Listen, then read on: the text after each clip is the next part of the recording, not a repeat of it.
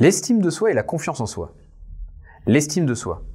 L'estime de soi est un jugement par rapport à soi et à sa propre valeur. Par exemple, je me considère valable. Si vous faites quelque chose que vous pensez valable, vous vous sentirez valorisé. Le contraire est ainsi vrai. Ce sont ainsi nos expériences qui vont favoriser notre estime de soi. Beaucoup de choses se mettent en place dès l'enfance et permettent un développement émotionnel stable. La relation avec les parents, les résultats et les relations scolaires.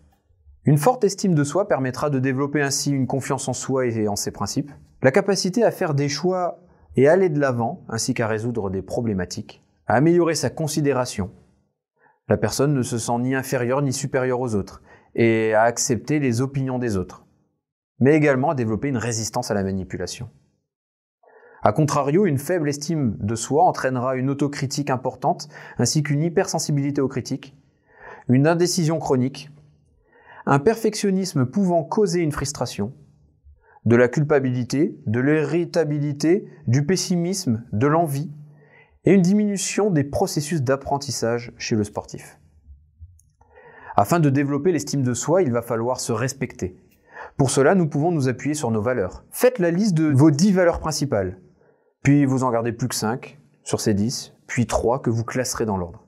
Il existe d'ailleurs beaucoup de valeurs, la famille, la sécurité, la maîtrise de soi, la popularité, la passion, la liberté, l'impartialité, la force, le dépassement de soi, etc. Ces valeurs vont influencer votre comportement. La confiance en soi. La confiance en soi, c'est l'évaluation ponctuelle des ressources que l'on possède face à une situation précise. Je me sens capable.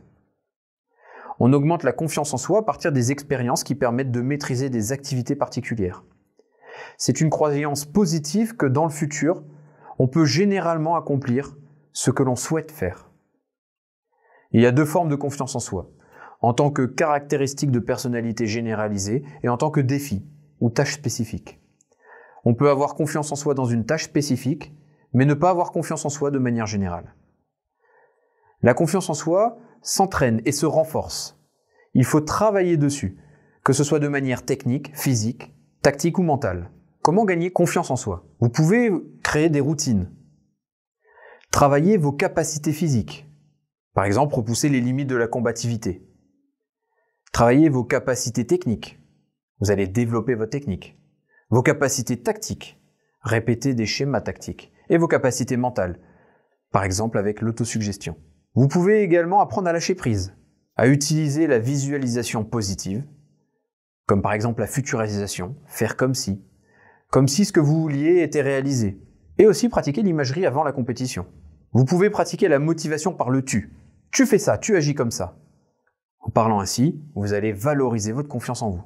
Vous pouvez également savoir faire un choix, parce qu'il vaut mieux faire un choix qu'un non-choix. Et enfin, vous pouvez ancrer la confiance en vous.